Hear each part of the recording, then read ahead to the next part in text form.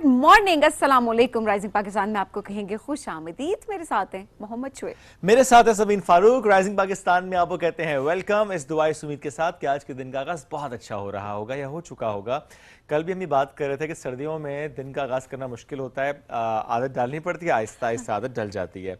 लेकिन आज के दिन का आगाज हम करेंगे सवाल से। काफी दिन से हमने सवाल ही नहीं किया और सबीन से तो मैंने काफी दिन से सवाल नहीं किया। काफी दिन से उन्होंने ऑफ एयर तो ये सवालात की बुछाड़ कर देते होते हैं, लेकिन ऑन एयर उन्होंने ओपनिंग में बहुत टाइम से मेरे से सवाल नहीं किया। तो आज कर लिया जाए ना। जी प्लीज प्लीज। कोई भी फैसला करते हुए आपके पैरामीटर्स क्या होते हैं? कोई भी फैसला करते हुए मेरे पैरामीटर्स क्या होते हैं कि वो चीज मेरी वो डिसीजन जो है वो मेरी वैल्यूज के अगेंस्ट नहीं होना चाहिए। Okay. और बिकॉज हर इंसान की अपनी वैल्यूज होती हैं और आई एम श्योर कि उनके साथ वो लोग स्टिक भी रहते होंगे।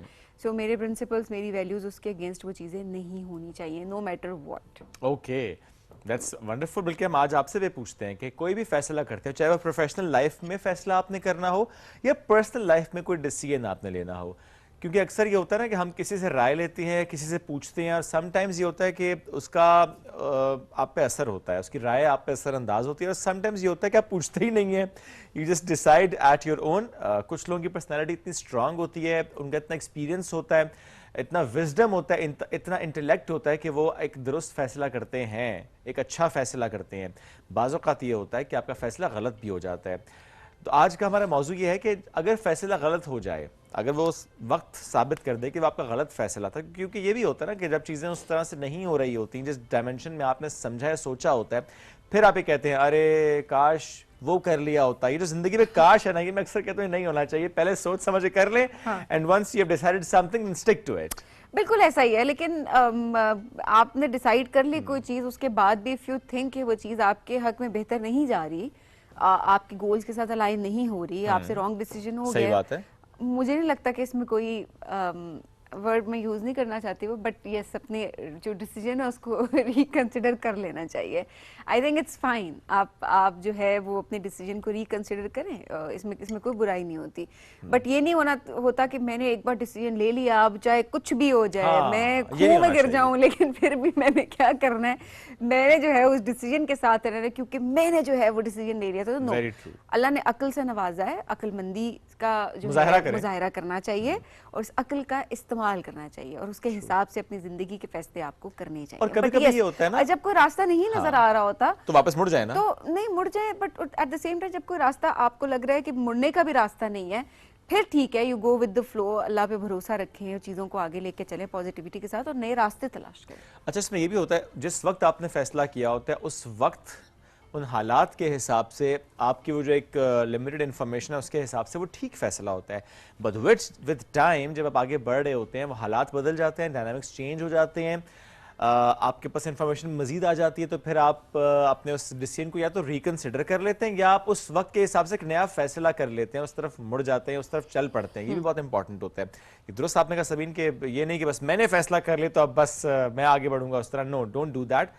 आपने वक्त को समझते हुए, हालात की नज़ाकत का इदराक करते हुए आपने डिसाइड करना होता है कि अब आपने क्या करना है। सो बड़ा ये डिसीजन भी लेना बहुत जरूरी होता है कि आपने किसके साथ काम करना है और किसके साथ काम नहीं करना। मैं और शेब अक्सर इस चीज में बहुत मार खाते हैं। तंग आ गई है। नहीं, जो हम फ्रीलांसिंग की बात कर रहे हैं, या लेट्स सपोज आप कोई किसी और वेंचर पे काम कर रहे हैं, तो इट्स वेरी इंपॉर्टेंट कि आपके बहुत सारी चीजें जो हैं उनको नापना तोलना आपके लिए बहुत जरूरी होता है कि अच्छा क्या मुझे इसके साथ काम करना है, नहीं करना, क्या मुझे इन वैल्यूज के साथ चलना है, नहीं चलना, ये सारी चीजें ना आपको माइंड में रख के जरूर चलना चाहिए। बट समहाउ दुनिया है, धोखा है, होता है। असल में सबीन सारा मसला रोटी दा। बट मैं ये बात करती हूँ कि जब लोग किसी की हक तलफी करते हैं, मुझे नहीं लगता कि उनके रिस्क में कहीं ना कहीं बरकत होती होगी, बिकॉज हलाल में ही बरकत है। अगर आप किसी का हक मारते हैं और उसके बाद आप कोई डिसीजन लेते हैं अपनी ज़िंदगी का, या आप आगे बढ़ रहे होते हैं और आपको लगता है जी आप महल बना लेंगे, गाड़ी बना लेंगे, उस चीज़ में बरकत नहीं रहती। और ठीक है, आपके पास उस वक्त वो माल ज़रूर है, बट उस माल में बरकत नहीं है। ये बड़ी डिफरेंस है इस चीज़ के अंदर कि उस चीज़ में बरकत है या आपके पास वो चीज़, क्योंकि वो चीज़ कब तक रहती है आपको ये नहीं पता। दूसरी बात ये, उसके बारे में सवाल होगा। तो ये अपने माइंड में रखना बहुत इंपॉर्टेंट होता है कि अल्लाह हर वक्त हमें देख रहा है और इस चीज़ को हमें मद्देनज़र ज़रूर रखना है थ्रू आउट कि अच्छा कोई नहीं देख रहा लेकिन वो ज़ात है जो देख रही है, और हमें किसी की हक तलफी नहीं करनी। एब्सोल्युटली, ज्यादती ना करें, किसी के साथ भी ज्यादती ना करें। रिफ्लेक्ट योरसेल्फ, ज़रा सोचें, बैठें किसी वक्त में और सोचें कहाँ कहाँ पर किस किस के साथ ज्यादती आपने किया है। समटाइम्स हो जाता है कि आपको नहीं मालूम होता, और समटाइम्स आपको पता होता है और आप उसके ऊपर कोई ना कोई तावील दे रहे होते हैं कि नहीं वो तो ये वजह थी, वो तो ये मामला था, या मैं वहाँ फंसा हुआ था इसलिए मैंने ये कर दिया। No matter what, reasons matter नहीं करेंगी। वो जो आपने किसी की हक तलफी की है, किसी के साथ ज्यादती की है, किसी को परेशान तंग किया है, जब तक आप उससे माफ़ी नहीं मांग लेते, कंपनसेट नहीं कर देते, तब तक वो मामला यहीं पर रहेगा, बिकॉज ये हकूकुल इबाद है और ज़ाहिर है इसका सवाल होना है। एनीवेज जी, हम बढ़ेंगे अब आगे एक ब्रेक की तरफ। जब ब्रेक से वापस आएंगे, some amazing guest will be with us, उनसे करेंगे बात इस ब्रेक के बाद। This is rising Pakistan.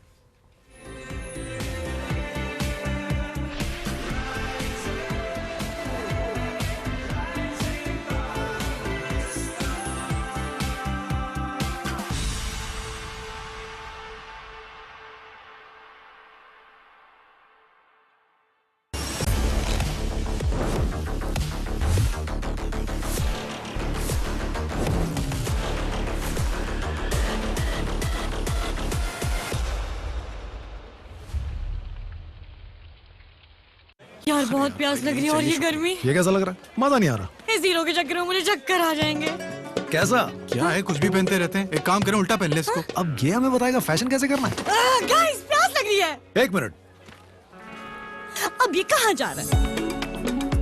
ये लो शर्जीला, नई 3-in-1 रिवाइव, प्यास बुझाने की सुपर पावर। नई 3-in-1 revive with electrolytes, vitamins and great test. प्यास बुझाए पूरी तरह। मजा आ गया यार। चलो चलो, शॉपिंग नहीं करनी? कहा था ना इसमें सुपर पावर्स है। मजा आ गया। नई रिवाइव, प्यास बुझाने की सुपर पावर। नई स्ट्रॉन्गर पेप्सी बहुत स्ट्रांग हो गई है भाई। कितनी? सोचो, पेप्सी तुम्हारे हाथ में है। जब सोच के इतनी फील आ गई तो पी के तो। न्यू स्ट्रॉन्गर पेप्सी, खुद ट्राई करके देखो।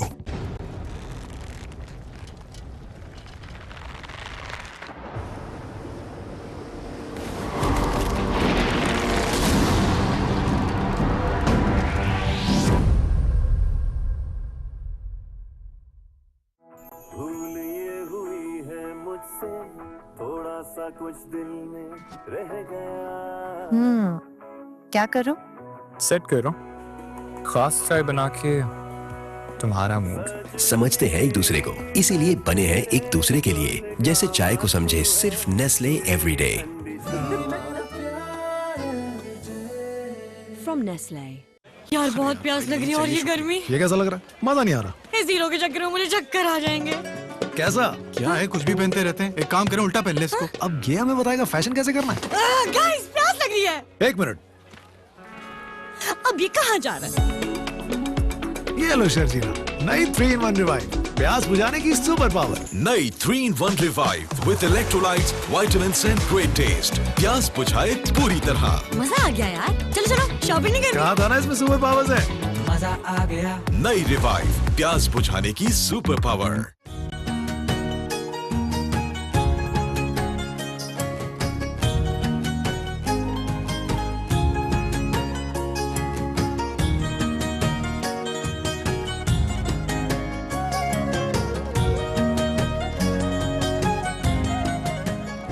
कोई दीदा चन माया है, तुड़िया में सब सोनिया, तई के मेरी भी मन माया।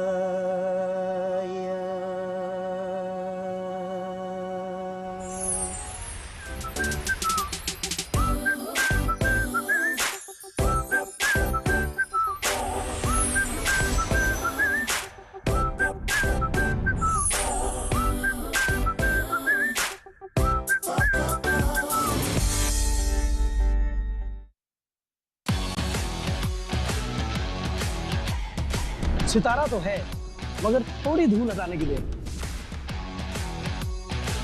फिर देखो कैसे चमकता है। अंदाज तो बहुत अच्छा है, तो दिखा दो दुनिया को। जीत लो सबके दिल। बता दो दुनिया को सुर की ताकत। देखा, आई दिल से आवाज।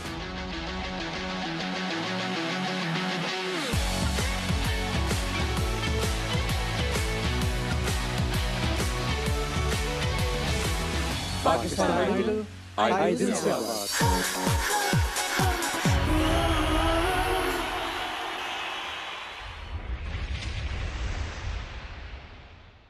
Golden Pearl का न्यूट्रीसीरम वाला healthy white advance care moisturising lotion. Love your skin. दो ऐसे सुपरस्टार्स के साथ कि जिनको लोग देखना चाहते हैं, कुछ अनकही, कुछ तन्हाइयों के बारे में बात करेंगे। My mentor Shahnaz Sheikh. जो चीज मुझे करनी चाहिए थी ना, वो ये था। You are an artist, you are a painter. Great collection of guests. Superstar Asif Raza Mir. रास्ता भूले क्यों थे? 40 साल हो गए। 40 साल। इनको सुने कि इनको देखें। इमोशनल टाइम जब आप दोनों का पेयर आया ऑन स्क्रीन। से काम इतना ते सोने एडे। हॉस्पिटल में है, व्हीलचेयर वाला। ओह माय गॉड, इतने प्यार और चाहत से बुलाता है। You made my day today. सितारों का जहां।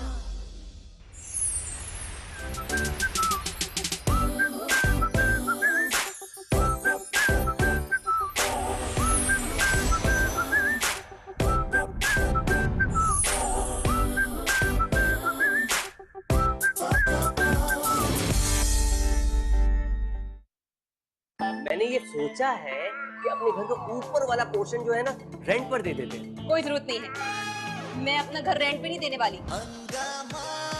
ये किसकी बारात से उठ के आई है? ये दिलरुबा जी है, वो मैंने तुम्हें बताया था ना, ऊपर वाला पोर्शन जिन्होंने रेंट पर लेना था। मुझे अपना घर इसे किराए पे नहीं देना। निकालो इसे। ना मुश्किल हो जाएगी। इसे निकालना? अरे नहीं, इसको मनाना। तुम रुबीना को कब बताओगे हमारे बारे में? कभी नहीं। मेरा मतलब है कि अगर उसको पता चल गया ना तो मेरा कत्ल कर देगी। अभी बताना खतरे से खाली नहीं है, बहुत जालिम औरत है। आप अगर यहाँ बैठी हैं तो वो नाश्ता किसके लिए लेकर गए? वो भी पहला। छोड़ोगे नहीं इसको? मेरा दिल करता है कि सारी दुनिया के सामने खड़े होके कहूं कि तुम मेरी पहली मोहब्बत। तुम मैं कौन हूँ?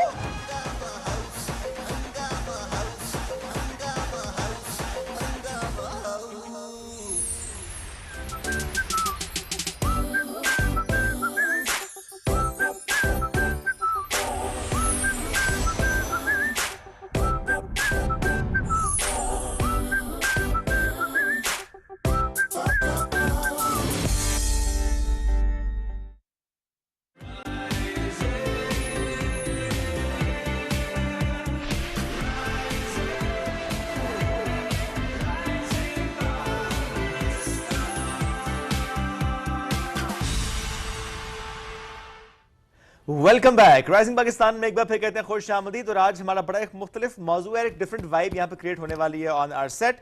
चूंकि मुख्तलिफ मौजू होते तो हम बात कर रहे होते हैं, इवन म्यूजिक पर भी हमने बात की, लेकिन इलेक्ट्रॉनिक म्यूजिक और वो जो डीजे और वो पार्टी और वो जो एक पूरे एक वाइब होते हैं ना, उस पर हमने कभी बात नहीं की। हम आजकल देख रहे हैं, इवन शादियों में हम देख रहे हैं कि वो एक जैसे कवाली नाइट का एक ट्रेंड था, वैसे हम देखते हैं डीजे नाइट का भी ट्रेंड है और निकाह से पहले एंजॉय कर रहे होते हैं ऑब्वियसली म्यूजिक। बट हाँ, म्यूजिक में जिस तरह से जिद्दत आ रही है उसके बारे में आज हम जरूर बात करेंगे। इलेक्ट्रॉनिक म्यूजिक ये क्या है आखिर? इलेक्ट्रॉनिक मीडिया का तो सबको पता था, इलेक्ट्रॉनिक म्यूजिक क्योंकि हम अक्सर म्यूजिक सुन रहे होते हैं बट हमें ये नहीं पता होता कि इसका बैकग्राउंड क्या है और म्यूजिक किस तरीके से चेंज और आइंदा आने वाले 5 सालों में कितना चेंज हम म्यूजिक में देखेंगे। क्योंकि पिछले 5 सालों से अभी हम देखें तो हम देखते हैं कि ऑलमोस्ट जो सॉन्ग्स हैं वो भी चेंज हो चुके हैं। उस तरह के गाने पसंद नहीं किए जा रहे होते, उस तरह के जो म्यूजिक होता है वो पसंद नहीं किया जा रहा होता। तो अब जरा देखते हैं कि यंग जनरेशन क्या पसंद आप यंग की बात करें, अगर अभी हम बच्चों की बात करें, आजकल जिस तरह के सॉन्ग जो सुन रहे हैं, I don't know if that's right word not, brain rot kind of songs. क्योंकि मेरे बच्चे बहुत ज़्यादा देख रहे होते हैं तो मैं देखता हूँ वो हर वक्त ब्रेन रॉट लिखेंगे, उसमें डिफरेंट म्यूजिक आ रहा होता है, वो सुन रहे होते हैं, वो डांस करते हैं। मैंने उनके साथ डांस करने की कोशिश की, उन्होंने कहा बाबा it's too outdated, please don't do that. तो हम बाकी बहुत पीछे रह चुके हैं इस मामले में। सो डीजे इज विद अस, चूंकि ये काम ही उन्हीं का है and he is doing that very nicely. Hadi Raza is with us. आज हम उनसे जरा समझेंगे कि what that electronic music is, वो कैसे इसमें आए और किस तरह से इसको आगे लेकर चल रहे हैं। उनको वेलकम करते हैं। अस्सलाम वालेकुम, गुड मॉर्निंग। अस्सलाम वालेकुम। कैसे आप Hadi? I am good. So Hadi, कैसे आप आए इस इलेक्ट्रॉनिक म्यूजिक की तरफ? Sir, I have been a fan of electronic music since I was a kid. Okay. तो सिर्फ music in general I was a big fan of. तो I am doing this since I was 26 years old, 16 years old, अभी I am 25 years old. Okay. तो क्या कहते हैं, तब से बस सीख रहे हैं, थोड़ा सेल्फ टॉट हूँ. अपने होम घर के अंदर मैंने अपने बेडरूम में अपना एक सेटअप बनाया हुआ है, सब है मेरे पास, मैंने सारा इक्विपमेंट रखा हुआ है. तो तब से ही शौक चढ़ा था. और अगर बिग फेस्टिवल्स होते हैं पूरी दुनिया के अंदर, सबसे बड़ा फेस्टिवल एक टुमारोलैंड का फेस्टिवल अगर आपने सुना हो, बिल्कुल. तो उसी को देख देख के, उसी पे आर्टिस्ट को सुन के मुझे इंस्पिरेशन मिली कि I want to do something like this. Okay, electronic music थोड़ा इसको एक्सप्लेन करें. जी, इलेक्ट्रॉनिक म्यूजिक बेसिकली कोई भी म्यूजिक है जो आप डिजिटली प्रोड्यूस कर रहे हैं. पुराने ज़माने के अंदर इस तरह होता था, जब लोग ट्रेडिशनली इंस्ट्रूमेंट्स को यूज़ करते थे म्यूजिक रिकॉर्ड करने के लिए. कोई भी इंस्ट्रूमेंट हो सकता है, चाहे वो गिटार हो, चाहे वो पियानो हो, कुछ भी हो सकता है. अब इलेक्ट्रॉनिक म्यूजिक इस तरह प्रोड्यूस होता है कि आपके पास डिजिटल ऑडियो वर्क स्टेशन होते हैं इन योर लैपटॉप. आप अपने लैपटॉप के ऊपर कोई भी साउंड क्रिएट कर सकते हैं, कोई भी साउंड रेप्लिकेट कर सकते हैं. अच्छा. आप अपने लैपटॉप के ऊपर भी पियानो की साउंड भी क्रिएट कर सकते हैं, गिटार की भी साउंड भी क्रिएट कर सकते हैं, फ्लूट की साउंड भी क्रिएट कर सकते हैं. तो आजकल मॉडर्न डे एंड एज के अंदर सारा इलेक्ट्रॉनिक म्यूजिक बेसिकली जो म्यूजिक है वो सारा इलेक्ट्रॉनिकली प्रोड्यूस हो रहा है, चाहे वो रैप म्यूजिक क्यों ना हो. आपने देखा होगा इस तरह काफ़ी ज़्यादा रैप म्यूजिक आजकल पाकिस्तान के अंदर आ रहा है, वो सब इलेक्ट्रॉनिकली प्रोड्यूस हो रहा है ऑन देयर लैपटॉप्स. बाकी बहुत सारा म्यूजिक अब शिफ्ट कर चुका है ट्रेडिशनल इंस्ट्रूमेंट से इलेक्ट्रॉनिक म्यूजिक के ऊपर. इसमें पॉप सॉन्ग्स भी काफ़ी ज़्यादा इलेक्ट्रॉनिकली प्रोड्यूस होते हैं. इसी तरह जो मैं प्ले करता हूँ या मैं प्रोड्यूस करता हूँ वो बेसिकली इलेक्ट्रॉनिक डांस म्यूजिक कहलाता है. और ये एक यूरोपियन कल्चर है, साउथ अमेरिकन कल्चर है. बाकी पूरी दुनिया के अंदर जो है वो इसको काफ़ी ज़्यादा सराहा जाता है और काफ़ी ज़्यादा लोग इस पे जो है वो सुनते हैं. इसकी काफ़ी बड़ी फ़ैन बेस है. और ये ज़्यादातर क्या क्लब्स में, पार्टीज़ में, डीजे पार्टीज़ में ही ज़्यादा प्ले हो रहा होता है? जी, यूजली डांस के लिए बना है, तो डांस पे ही लोग डांस के लिए इस्तेमाल करते हैं. लेकिन इस पूरी दुनिया के अंदर इस म्यूज़िक की बहुत बड़ी फ़ैन बेस है. अब जिस तरह ये यूरोपियन कल्चर है तो बाहर के मुल्कों में लोग इनको वैसे भी सुनते हैं. आप किसी भी कैफ़े में चले जाएँ, खाना खा रहे हो, कुछ भी कर रहे हो, आप लाइक रैंडमली सुन रहे होंगे. तो जी, वो एंजॉय करते हैं. अच्छा, वैसे ही गाड़ी में भी अक्सर जो है म्यूजिक इस तरह का लगा लोग एंजॉय कर रहे होते हैं. बर्थडे पार्टीज पे या बच्चे उस लिहाज से एंजॉय करते हैं. शादियों पे हम देख रहे होते हैं अब ये ट्रेंड जो है वो कॉमन होता जा रहा है. अच्छा, हम जरा कुछ सुन लेते हैं ना. हाँ, सुनने के साथ साथ मजीद समझना भी हमें. एक जिस आपने कहा ना, गाड़ी में भी सुन रहे होते हैं, कहीं पे शादियों पे भी या कहीं क्लब में भी. सो क्या वाकई ये मैंडेटरी होता है कि डीजे शुड बी देयर जो कि उसे कंट्रोल कर रहा है, या कि नहीं, एक दफ़ा आपने प्रोड्यूस कर लिया इलेक्ट्रॉनिकली, आपने रिकॉर्ड कर लिया, then you can use it later on? Sir basically DJ का काम होता है, डीजेस के अंदर भी मुख्तलिफ किस्म के डीजेस होते हैं. डीजेस का काम होता है बेसिकली ऑडियंस के लिए एक जर्नी क्रिएट करना. अब यूजली ये होता है कि जो आप शादियों की जैसा बात करें या कमर्शियल इवेंट्स पे जो आप देखते हैं डीजेस, वो ज़्यादातर ओपन फॉर्मेट डीजेस होते हैं. ओपन फॉर्मेट डीजेस इस तरह होते हैं कि वो कमर्शियल म्यूजिक प्ले करते हैं जो आवाम के साथ, जो मैसेज के साथ रेजोनेट कर सके, ताकि जब कोई भी मैसेज में उनको कोई गाना सुने. आपने अक्सर सुना होगा कि वो लोग पॉपुलर रीमिक्सेस यूज़ करते हैं ऑफ पॉपुलर सॉन्ग्स ताकि आवाम उससे रिलेट कर पाए. अगर मैं फॉर एग्जांपल उस आवाम के सामने एक अंडरग्राउंड म्यूजिक प्ले करने लग जाऊंगा तो मोस्टली लोग यही समझेंगे कि भाई ये क्या प्ले कर रहा है, हमें तो नहीं समझ आ रही. तो इस तरह डीजेस में भी डिफरेंशिएशन होती है. शादियों में अलग किस्म के डीजेस प्ले करते हैं, क्लब्स के अंदर अलग किस्म के डीजेस प्ले करते हैं, पार्टीज पे अलग किस्म के डीजेस प्ले करते हैं. इस तरह मुख्तलिफ डीजेस होते हैं. ओके, सो क्या इसमें ऐसे है कि जिस तरह अभी पूरा सिस्टम आपके सामने है, तो उसमें जिस तरह डिफरेंट म्यूजिकल इंस्ट्रूमेंट्स की साउंड्स प्रोड्यूस हो रही हैं, and then you are mixing it as per your own जी knowledge, right? Basically story telling होती है. हम लोग बेसिकली जब हम लोग डांस फ्लोर के ऊपर प्ले कर रहे होते हैं तो हम लोग बेसिकली एक जर्नी क्रिएट कर रहे होते हैं फॉर द ऑडियंस. तो फॉर एग्जांपल वो जर्नी क्या हो सकती है? वो जर्नी से बेसिकली साउंड जो है हम जो प्ले कर रहे हैं वो रिप्रेजेंट कर रही है किसी इमोशन को जो अगले लिसनर को या डांसर को फील हो रही है. और वो डांस फ्लोर पे उसी तरह डांस करता है या फॉर एग्जांपल फील करता है. और इसमें इस तरह से है कि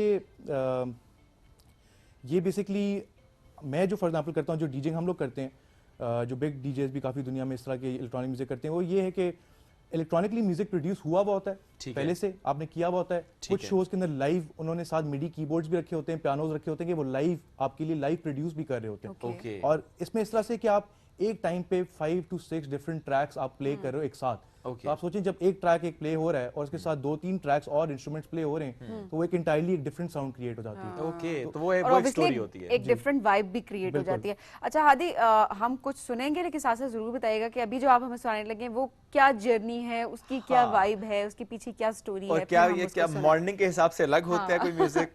जी, मॉर्निंग के हिसाब से अलग होता है. अब यूजुअली हाउस म्यूजिक होता है, वो थोड़ा सा स्लोअर म्यूजिक होता है. जी, हाउस म्यूजिक. जी, अब टेक्नो म्यूजिक है, वो थोड़ा सा क्लब म्यूजिक है, वो थोड़ा तेज म्यूजिक होता है. ठीक है जी, वो पीक टाइम म्यूजिक होता है. सो अभी आई थिंक हमारा फिर हाउस म्यूजिक इज बेटर. जी, हमारे लिए अभी house music is better because morning time के लिए वो बेस्ट है. चलिए हम let's have that house music. जी, मैं आपको सुनते हैं और समझते हैं.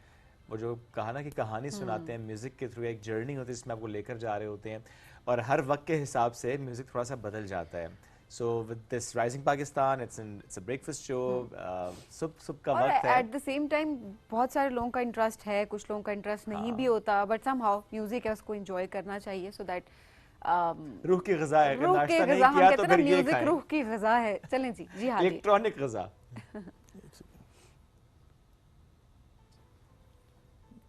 ओके, तो इन्होंने सबसे पहले कुछ वहाँ से सेटअप किया है। जी, ये बेसिकली लैपटॉप के साथ कनेक्ट होता है। ओके, अभी टाइम है, अच्छा अच्छा। ये बेसिकली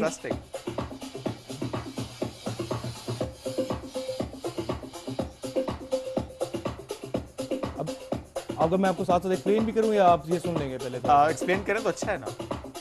ये बेसिकली हाउस म्यूजिक है। ओके, तो house music basically slower BPM पे होता है। आपने देखा होगा, आपने शायद सुना हो कि बेसिकली हर चीज का म्यूजिक का टेम्पो होता है। ठीक है जी, तो इसका tempo is usually slower then what I play. अच्छा, ये भी स्लो है। जी, ये स्लोअर है। ये आपको फिर भी तेज लग रहा होगा, लेकिन ये फिर भी स्लोअर है। ओके जी, सही सही।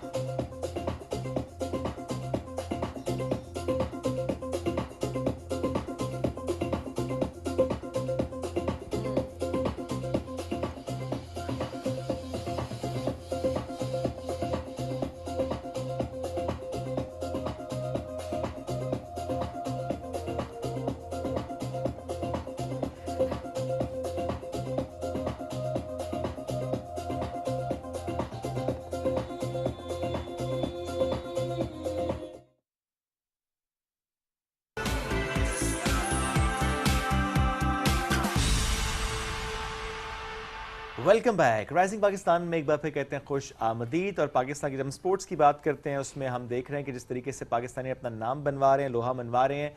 सो आज एक ऐसे ही पाकिस्तानी ने हमें ज्वाइन किया है, long range shooter Mohsin Nawaz साहब इज़ विद अस। अभी जो रिसेंट इनका एक कारनामा है उसकी हम बात सबसे पहले कर लेते हैं। जहलम में 3rd F class long range national championship 2025, जिसमें ना सिर्फ महारत का लोहा मनवाया बल्कि 2 नए कौमी रिकॉर्ड कायम किए हैं। और बैनुल अक़वामी सतह पर पाकिस्तान की नुमाइंदगी जो करते हैं मोहसिन नवाज साहब, इस इवेंट में उन्होंने 200 मीटर 22 ELRF क्लास इवेंट में 144 पॉइंट्स के साथ गोल्ड मेडल हासिल किया है। एक नया कौमी रिकॉर्ड इन्होंने कायम किया है। और इसी इवेंट में FTR 300 मीटर कैटेगरी में 50.9 वीबल्स स्कोर करके एक और कौमी रिकॉर्ड कायम किया। और इससे पहले और कई रिकॉर्ड्स कायम कर चुके हैं माशाल्लाह। यूरोपीय लॉन्ग रेंज चैंपियनशिप में सिल्वर मेडल हासिल किया था और उसी जगह पर 800 यार्ड कैटेगरी में 75.13 वी पॉइंट्स के साथ पाकिस्तान का रिकॉर्ड दोबारा हासिल किया था। That was in 2023। इसके अलावा साउथ अफ्रीका में भी है, बरतानिया में और कुछ इवेंट्स भी हैं। तो मुख्तलिफ इवेंट्स में पार्टिसिपेट माशाल्लाह करते आए हैं। जो टेक्निकलिटीज है उनके बारे में तो हमें नहीं पता होता, अक्सर हम बस यही देख रहे होते हैं कि पाकिस्तान स्पोर्ट्स एग्जैक्टली पाकिस्तान का नाम जो है वो किस तरीके से रोशन किया गया है, वो कौमी सतह की बात करें और हम इंटरनेशनल लेवल की भी बात करें, तो हम उस हिसाब से बहुत ज़्यादा हमेशा फख्र महसूस करते हैं हमारी यंगस्टर्स पे। तो आपकी मुलाकात करवाते हैं जी मोहसिन नवाज साहब। And he is also a emotional wellbeing coach and sports psychologist. Sports psychologist, ये एक टर्म है जिसको आज हम एक्सप्लोर करने की कोशिश करेंगे। अस्सलाम वालेकुम मोहसिन, कैसे हैं आप? वालेकुम सलाम। किस मुकाबले की मुबारकबाद आपको दें अभी हम? जितने मुकाबले आपने विन किए उन सब के लिए आपको बहुत ज़्यादा मुबारकबाद। तो इस टर्म को ज़रा एक्सप्लोर करने की कोशिश करते हैं। पहले स्पोर्ट्स साइकोलॉजिस्ट क्या है ये? बेसिकली जो when it comes to the sports, ये खेल की नफ्सियात है। और जब आप किसी भी स्पोर्ट्समैन की परफॉर्मेंस की बात करते हैं तो the most important aspect is के साइकोलॉजिकल उसकी वेलबींग कितनी है। पूरी दुनिया में जब when it comes to the sports आप जब परफॉर्मेंस की बात करते हैं, बहुत सारे खिलाड़ी ऐसे हैं कि अपनी प्रैक्टिस जो है वो बहुत अच्छी करते हैं, right, but when it comes to ground वो अपनी उस तरीके से परफॉर्मेंस नहीं दे पाते। हमारे पाकिस्तान में भी ये टैलेंट, क्योंकि मैं बहुत सारे टॉप एथलीट्स की कोचिंग भी करता हूँ, तो उसमें मैंने देखा है कि हमारे पास जो टैलेंट है वो वर्ल्ड चैम्पियन और ओलंपिक लेवल का पाकिस्तान में, इसमें कोई दूसरी राय नहीं है। But when it comes to grounds performance, तो उनमें वो परफॉर्मेंस नहीं दी जाती। तो वहाँ उनको जो जिसे कि हम परफॉर्मेंस एंजाइटी भी कहते हैं, एंजाइटी मुख्तलिफ किस्म की होती है, तो जब प्रेशर हैंडलिंग आप इसको ये भी कह सकते हैं, तो वहाँ स्पोर्ट्स साइकोलॉजिस्ट का काम है और कोच का काम है कि मिल के उसकी साइकोलॉजिकल वेलबींग पे काम करें। इसमें सबसे जो ज़रूरी आंसर है वो है स्पोर्ट्समैन का कॉन्फिडेंस। और कॉन्फिडेंस में सबसे अहम चीज़ ये है कि आपने अपनी प्रैक्टिस को अपने मैच में डिलीवर करना है। आपका मुकाबला आपके कंपेटिटर के साथ नहीं है, आपका मुकाबला आपके अपने साथ है। आपने अपनी प्रैक्टिस को मैच में डिलीवर कर दिया, और वो प्रैक्टिस अगर आप समझते हैं कि वो आपने इस तरीके से अपनी आप को प्रिपेयर किया है कि आप उस मैच में अच्छी परफॉर्मेंस दे सकें, और अगर वो परफॉर्मेंस आप नहीं दे सके ऑन ग्राउंड, तो there is must be a psychological concern. वहाँ पर एक स्पोर्ट्स साइकोलॉजिस्ट का काम है कि उनकी काउंसलिंग करें, उनको इस चीज़ को देखे कि कहाँ वो चीज़ कॉम्प्रोमाइज़ है। अच्छा, इसमें जो सबसे इंटरेस्टिंग फैक्ट है वो ये है कि साइकोलॉजिकल कंसर्न की जब हम बात करते हैं या हम जब फिटनेस की बात करते हैं, तो पहली चीज़ हमारी एक फ़िज़िकल फिटनेस सामने आती है। ऐसे ही है, बट अनफॉर्चुनेटली ये चीज़ें ये एक सेकंड दूसरे नंबर पे चीज़ आती है। पहली चीज़ आपकी साइकोलॉजिकल वेलबींग है, और साइकोलॉजिकल वेलबींग आपकी ओवरऑल जो डिपेंड करती है वो आपके लिए शायद ये चीज़ नहीं सुनने के लिए आए कि आपकी जो नफ्सियाती सेहत है और इवन इमोशनल वेलबींग वो डायरेक्टली आपकी गट हेल्थ की वेलबींग पे डिपेंड करती है। That's true, that's true. और गट हेल्थ के लिए the most important thing is कि अगर आपका अब ये as a psychologist just for information knowledge, कि अगर आपकी गट हेल्थ जो है, जब द ओनली कंसर्न इज कि आपकी जो बायोलॉजिकल एनवायरनमेंट है वो आपने उसको अल्कलाइन रखना है। आपकी वेगस नर्व जो है वो डायरेक्टली आपके ब्रेन के साथ कनेक्टेड है। अगर आपकी बायोलॉजिकल एनवायरनमेंट जो है वो अल्कलाइन है, तो डेफिनेटली आप वो इक्वेशन बैलेंस हो सकती है। और अगर आपकी जो बायोलॉजिकल गट हेल्थ की एनवायरनमेंट वो एसिडिक है, तो आपकी थॉट्स भी एसिडिक हो सकती हैं। और ये मोस्टली आई थिंक एसिडिक हो जाते हैं, जो कि जिस हम कार्बोनेटेड ड्रिंक्स और जिस तरह से हमारी रूटीन है हम उसे कर ही रहे होते हैं, acidic probably, isn't it? Exactly. इसमें जो सबसे दो इम्पॉर्टेंट चीज़ें हैं वो हैं जो कि मैं आमतौर पे लोगों हमारे पाकिस्तान में बहुत ज़्यादा कंज्यूम की जाती है, that is caffeine and coffee. और लोग अपनी सुबह का आगाज़ इन दो चीज़ों से करते हैं। और अगर आप इसकी बायोलॉजिकल हेल्थ को पढ़ेंगे तो यू विल बी सरप्राइज कि ये दो चीज़ें हैं जो सबसे ज़्यादा एसिडिक करती हैं। और अगर आपकी एक रूटीन 10 या 20 साल से इस चीज़ की बनी हुई है, तो डेफिनेटली वो चीज़ एक एसिडिक एनवायरनमेंट क्रिएट हुई है। तो ये मैं बात कर रहा हूँ स्पोर्ट्समैन के लिए। एक रोज़मर्रा की ज़िंदगी के लिए it's not about the sports, एक आम इंसान के लिए कि आप अपनी ज़िंदगी की में अपनी वेलबींग या एक ओवरऑल कैसे वैल्यू ऐड कर सकते हैं, तो उसके लिए एक आपने अपनी बायोलॉजिकल एनवायरनमेंट को अल्कलाइन रखना है। और इसके लिए सबसे बुनियादी चीज़ है, आप इसको सर्च कर लें कि अल्कलाइन फूड चार्ट और एसिडिक फूड चार्ट, वो आपने अपनी ज़िंदगी में अपने रोज़मर्रा लाइफ में सबके लिए यही है, अल्कलाइन फूड चार्ट ज़रूरी है? ये it's not about the sports. ये हर उस इंसान के लिए जो अपनी नफ्सियाती सेहत को या जज्बाती सेहत को बेहतर रखना चाहता है। ठीक है। क्योंकि अगर आपकी गट हेल्थ की एनवायरनमेंट एसिडिक हो गई है और पिछले 20 साल से है, तो डेफिनेटली वो आपकी जो वेगस नर्व है वो इक्वेशन बैलेंस ही नहीं है। तो वो टॉक्सिसिटी, वो एसिडिटी आपकी थॉट्स को अफेक्ट करेगी। और वो तो आप कोई भी काम करें तो उसमें वो रिफ्लेक्ट करेगी ही करेगी। और बाकी जो आपने कैफीन की बात की है, मैंने अक्सर लोगों को कहते सुना है कि जब वो कॉफ़ी कंज्यूम करते हैं तो उनको एंजाइटी होना शुरू हो जाती है, उनकी हार्ट बीट तेज़ होना शुरू हो जाती है। अच्छा, क्या ये चीज़ लिंक्ड होती है कि कहते हैं ना आपने पूरा दिन क्या खाया होता है, आपकी डाइट पे भी डिपेंड कर रहा होता है, फिर आपको ख्वाब जो आते हैं रात में वो भी आपकी साइकोलॉजिकल हेल्थ को रिफ्लेक्ट कर रहे होते हैं, बिकॉज आपको समझ नहीं आ रही होती कि क्या है सुबह उठ के आप सोचते हैं कि ये आपने क्या देखा, अक्सर आप भूल जाते हैं। लेकिन बाज़ औक़ात ऐसे ख्वाब आ रहे होते हैं कि आप वाकई सोच रहे होते हैं, तो आप जब कंसल्ट करते हैं किसी से, कहते हैं अच्छा अपनी डाइट बेहतर करो, अपनी रूटीन बेहतर करो, क्या ये इससे लिंक्ड होता है?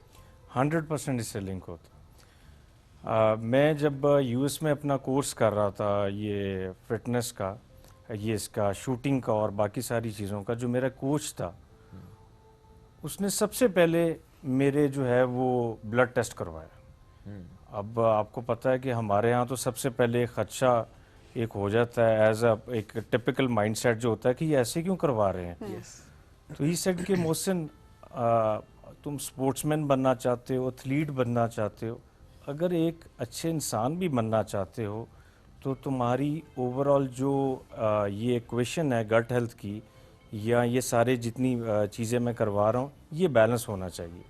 रीज़न जैसे जो आपने पूछा कि आपकी जब साइकोलॉजिकल हेल्थ कॉम्प्रोमाइज़ हो गई है तो डेफिनेटली आपके सबकॉन्शियस के अंदर बहुत सारी चीज़ें हैं जो कहीं ना कहीं आपको एक डिस्टॉर्शन सी या एक्सप्लॉयटेशन क्रिएट कर रही होती हैं, तो वो आपकी रोज़मर्रा ज़िंदगी में अफेक्ट करेगी। और इसके अंदर सबसे ज़रूरी चीज़ है आपका स्लीपिंग पैटर्न, आपका RAM cycle, rapid eye movement.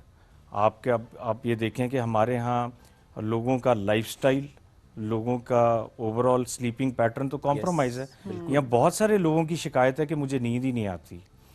अब ये चीज़ अगर आप देखें तो आपकी जो ईटिंग हैबिट्स हैं या आपके मील के टाइमिंग्स हैं वो लोगों के बहुत ज़्यादा जो है अफेक्टेड है, सारों के।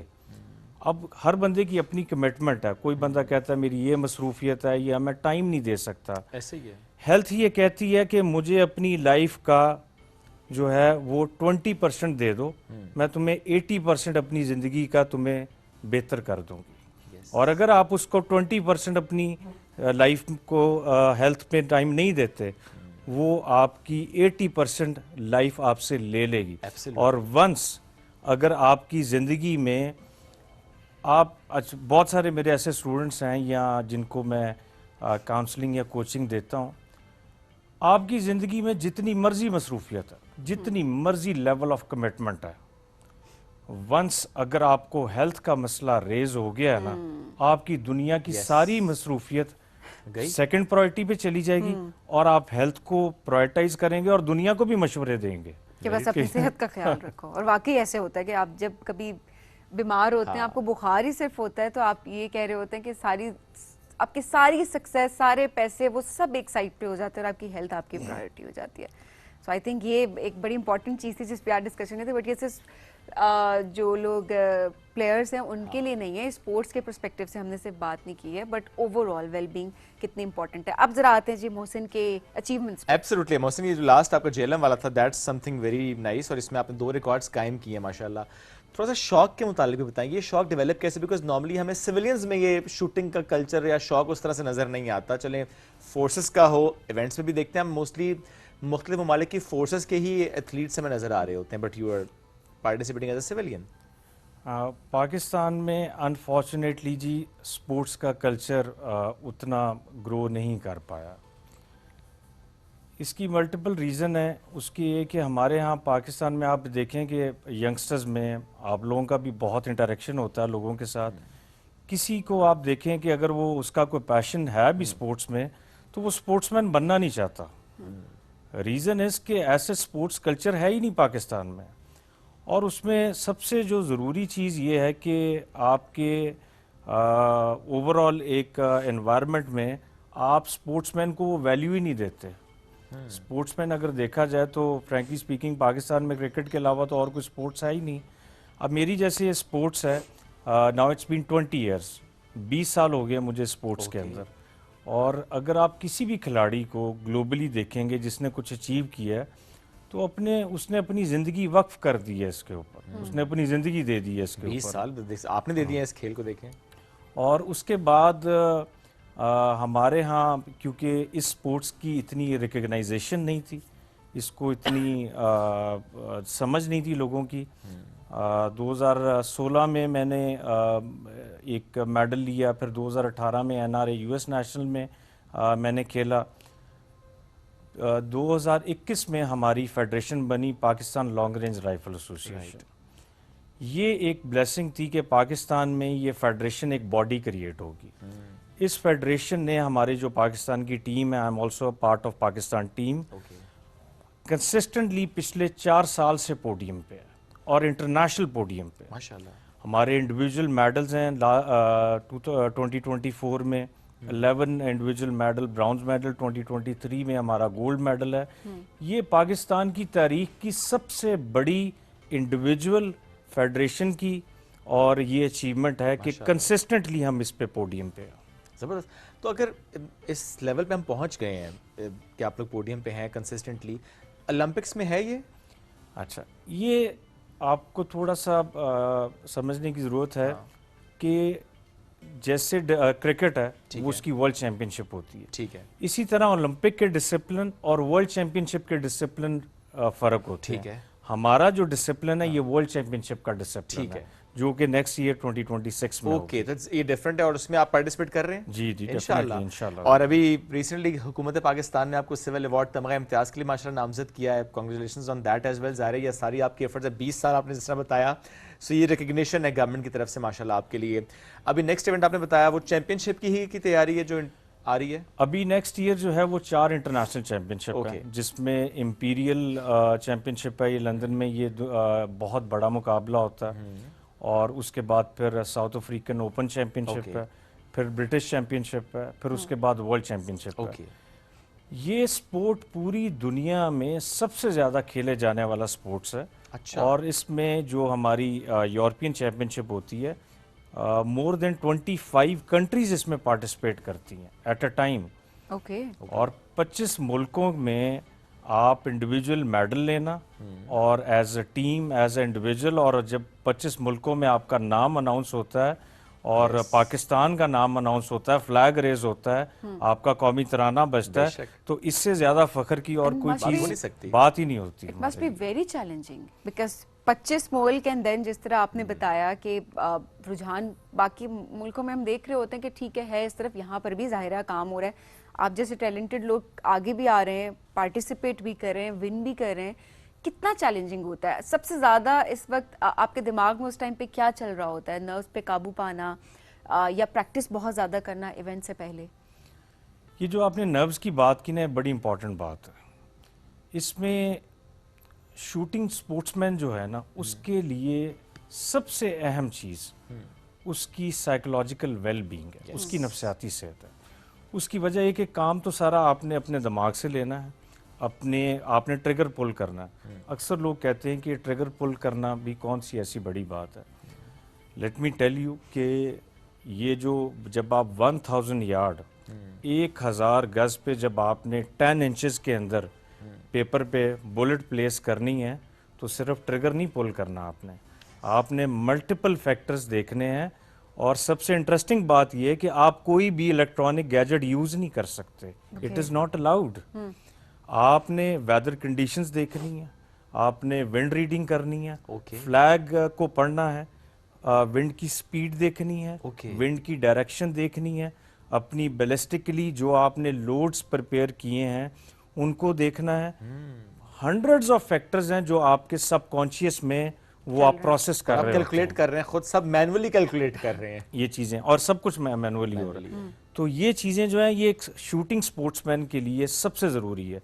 आप ये देखें, अगर आप ओलंपिक्स में ISSF के मैचेस देखें तो उनके पीछे जो एक बंदा जो अक्सर वो एक होता है, बिल्कुल, वो उस गाइड कर रहा होता है, वो उनका स्पोर्ट्स साइकोलॉजिस्ट होता है। पाकिस्तान में अनफॉर्चुनेटली स्पोर्ट्स साइंसेस का सब्जेक्ट है, पर स्पोर्ट्स साइकोलॉजिस्ट का जो एकेडमिकली ये डिसिप्लिन मौजूद नहीं है। अगर मैं समझता हूँ कि इस प्रोग्राम में जो इदारे तालीमी इदारे मुझे सुन रहे हैं, स्पोर्ट्स साइकोलॉजी को जो है वो मैक्सिमम जो है प्रमोट करें, और ये डिसिप्लिन की जो डिग्री है ये पाकिस्तान में होनी चाहिए। आपने डिग्री का आगे की है बाहर से?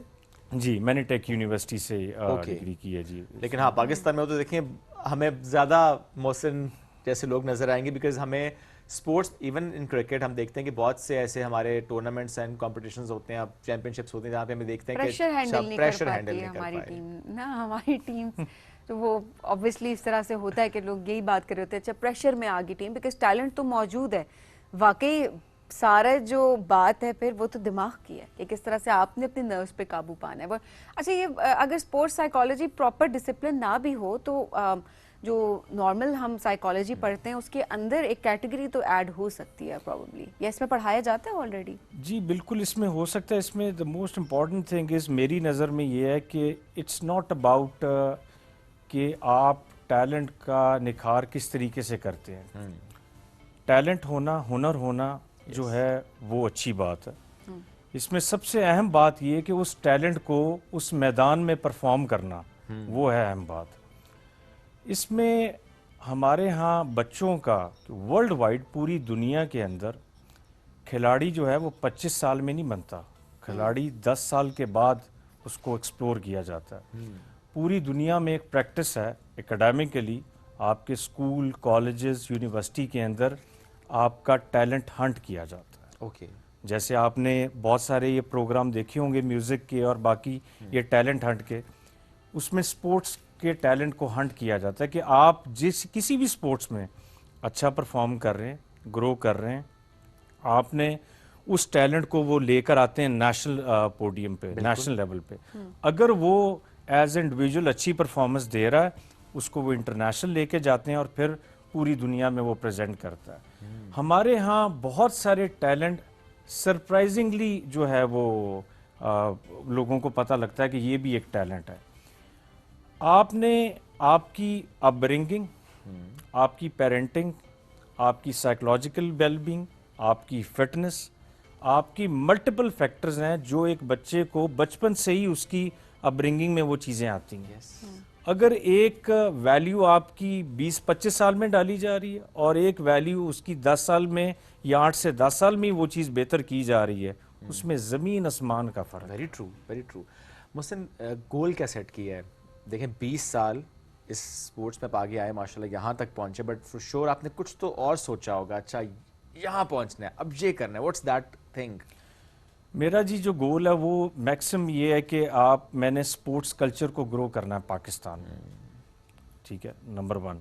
नंबर 2, मेरा ये विजन है जो मेरे मेंटोर ने मुझे कहा था जब मैं यूएस में ट्रेनिंग ले रहा था। उसने मुझे कहा कि आप लोग जो पाकिस्तानी स्पोर्ट्समैन हैं, आप बड़े खुदगर्ज से हैं। मुझे बात बड़ी नागवार गुजरी और बड़ा मैंने अनकंफर्टेबल फील किया। मैंने कहा वजह क्या है, आपने एक बात क्यों कही? कहते आप लोग अपने टैलेंट को, अपने हुनर को आगे लोगों को डिलीवर नहीं करते, आप अपने टैलेंट को साथ लेके चले जाते हैं। तो मोहसिन प्रॉमिस मी कि अपने इस विजन को, अपने स्पोर्ट्स को, वंस यू अचीव समथिंग, 5 से 10 मोहसिन और तैयार कर रहे हैं ज़िंदगी में। बहुत अच्छी बात है।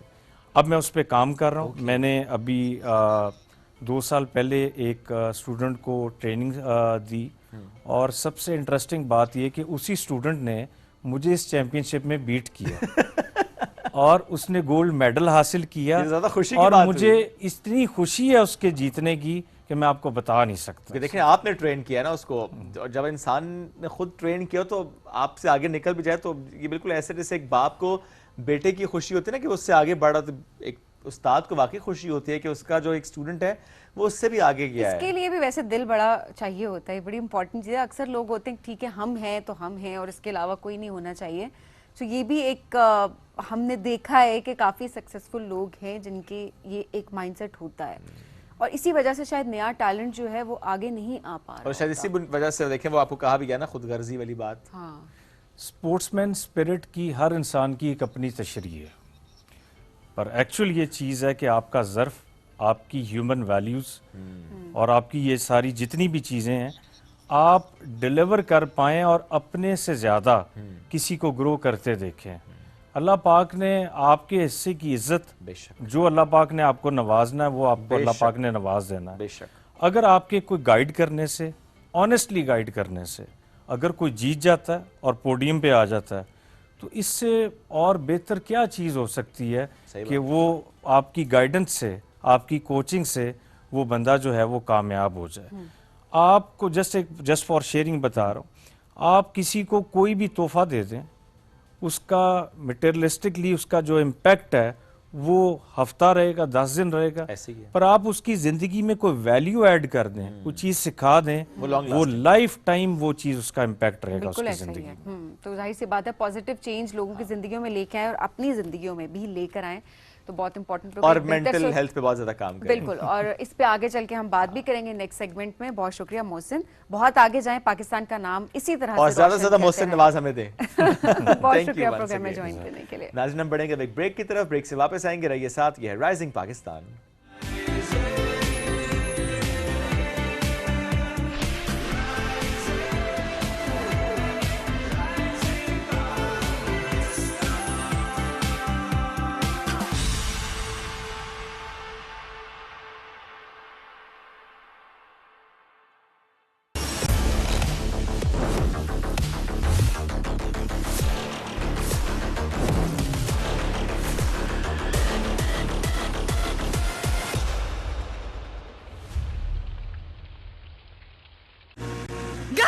नहीं हो रहा, कुछ नहीं हो रहा, बहुत गर्मी है, बहुत प्यास लग रही है, कुछ करो। अरे बाजी, अभी बुझाते हैं प्यास। 3 in 1 रिवाइव में है प्यास बुझाने की सुपर पावर। हम 3 हैं और ड्रिंक एक है। जो बड़ा स्टार होगा ड्रिंक तो उसी की होगी। तो इस हिसाब से तो मेरी हुई। हाँ? कैसे हुई? ड्रामा किंग मैं हूँ, 4 बिलियन व्यूज मेरे हैं। 4 सिर्फ 2 बिलियन और इंस्टाग्राम क्वीन मैं हूँ, ज्यादा फॉलोअर्स मेरे हैं। मेरी हुई। मैं लेडीज हूँ यार। अरे तुम्हें नई 3 in 1 revive with electrolytes, vitamins and great test. प्यास बुझाए पूरी तरह। मजा आ गया। नई रिवाइव, प्यास बुझाने की सुपर पावर। 1 साल का होते ही इसकी शरारतें और भी बढ़ती जा रही हैं। लेकिन इस सब में इसकी हिफाजत और सही ग्रोथ मेरे लिए सबसे ज्यादा अहम है। नेस्ले रिसर्च सेंटर स्विट्जरलैंड ने 1 से 3 साल के बच्चों के लिए स्पेशली डिजाइन किया नेस्ले नीडो 1+, जिसमें मौजूद इजाफी न्यूट्रिएंट्स जो बच्चों की इम्यूनिटी, पेट के डिफेंसेस, बोन्स और मसल्स की डेवलपमेंट को सपोर्ट करे। इसीलिए तुम्हारी हर बढ़ते कदम पर नीडो और मेरा प्यार हर पल साथ फ्रॉम नेस्ले। पाकिस्तानी खाने जुबान पे लगे तो छूटते नहीं हैं, और अगर कपड़ों पे लगे तो वो कोरमे को आउट ऑफ साइट कर देगा। कढ़ाई से भी फाइट कर लेगा। कौन? ब्राइट, क्योंकि नए ब्राइट का बेस्ट एवर फॉर्मूला गहराई से दाग निकाले। आपके रेस्टोरेंट का मेन्यू आपकी यूनिफॉर्म में भी नजर आता है। इसीलिए तो ये काम ब्राइट और आपको दिया जाता है। नई स्ट्रॉन्गर पेप्सी बहुत स्ट्रॉन्ग होगी है भाई। कितनी? सोचो, पेप्सी तुम्हारे हाथ में। जब सोच के इतनी फील आ गई तो पी के तो। न्यू स्ट्रॉन्गर पेप्सी, खुद ट्राई करके देखो। भूल ये हुई है मुझसे, थोड़ा सा कुछ दिल में रह गया। क्या करो? सेट करो, खास चाय बना के तुम्हारा मूड। समझते हैं एक दूसरे को, इसीलिए बने हैं एक दूसरे के लिए। जैसे चाय को समझे सिर्फ नेस्ले एवरीडे। From Nestle.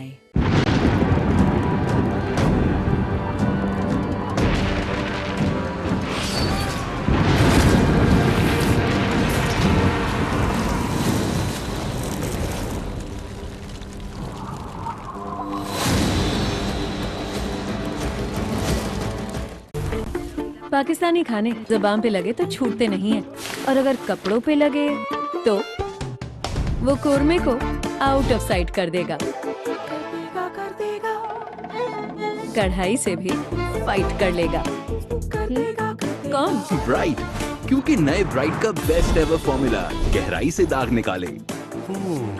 आपके रेस्टोरेंट का मेन्यू आपकी यूनिफॉर्म में भी नजर आता है। इसीलिए तो ये काम ब्राइट और आपको दिया जाता है। वेटर, यार भाई मुर्शिद, प्यास लग रही है यार। मुझे भी। बोलो डब्बे में क्या है? गाड़ी। सोना नहीं। भाई। अरे नहीं भाई, भाई यहाँ से सारे मिलके बोलो। ओके। अरे ये नहीं खोलना। 50 रुपए, इसमें क्या मिलेगा? अरे 50 रुपए में 3 in 1 revive with electrolytes, vitamins and great test. प्यास बुझाए पूरी तरह। मजा आ गया। अबे इसमें तो सच में सुपर पावर्स हैं।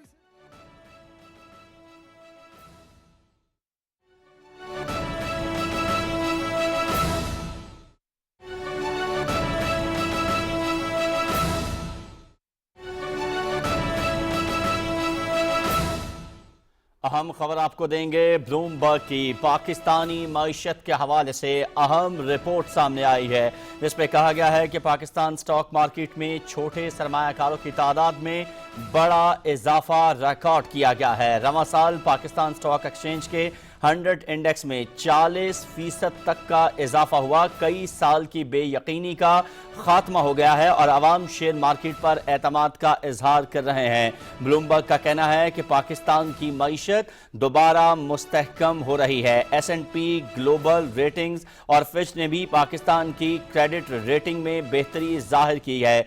ब्लूमबर्ग ने पाकिस्तानी मईशत के हवाले से अहम रिपोर्ट जारी की है, जिसमें अच्छी खबर यह है कि ब्लूमबर्ग की जानिब से बताया गया है कि पाकिस्तान में माशी लिहाज से जारी कई साल की जो बेयकीनी है उसका इख्तिताम हो चुका है।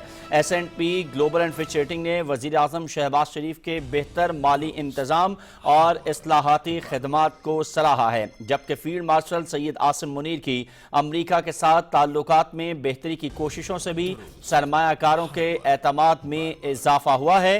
फील्ड मार्शल सैयद आसिम मुनीर की मुद्दत क़यादत में 2030 तक तौसी से मुल्क में इस्तेहकाम की तवक्को मजीद बढ़ गई है, जबकि स्टॉक मार्केट में रवां साल की पहली तिमाही में 36,000 नए ट्रेडिंग अकाउंट्स भी खोले गए हैं और अक्टूबर में पाकिस्तान स्टॉक एक्सचेंज का यौमिया कारोबार $20 करोड़ से बढ़ गया है।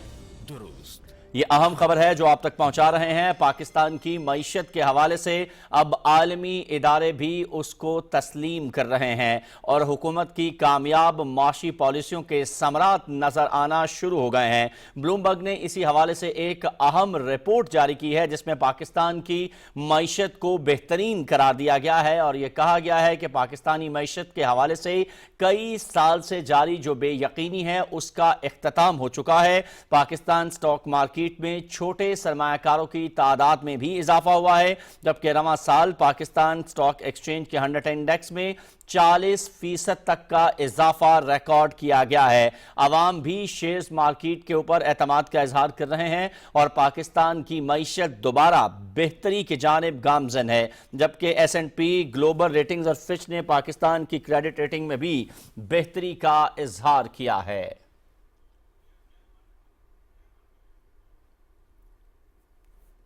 ये थी ताज़ा तरीन।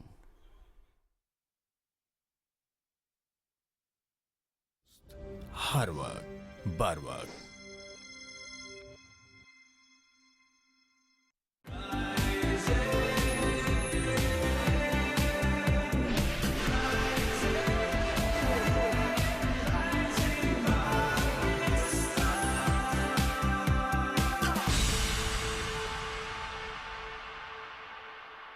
सुनने को चीजें मिल रही होती हैं कि इतने मसले नहीं है जितने तुमने सर पे सवार करनी है।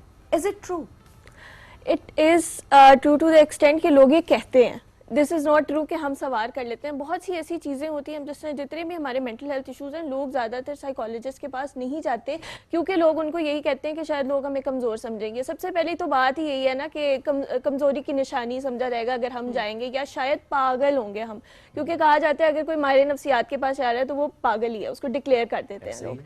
तो सबसे बड़ा स्टिग्मा जो हमारे यहाँ एग्जिस्ट करता है वो यही है कि जितने भी हमारे मेंटल हेल्थ इश्यूज़ हैं उनकी जो रीज़न वो यही है कि वीकनेस समझा जाता है और यही होता है कि शायद इसके अंदर इतनी हिम्मत नहीं है कि ये आम जिंदगी के मसाइल का सामना कर सके। हमारे यहाँ तो रोना भी समझा जाता है कि शायद ये वीकनेस की निशानी, स्पेशली मर्दों के लिए। मर्द रोते नहीं है, जो एक हमारे यहाँ आम नोशन है।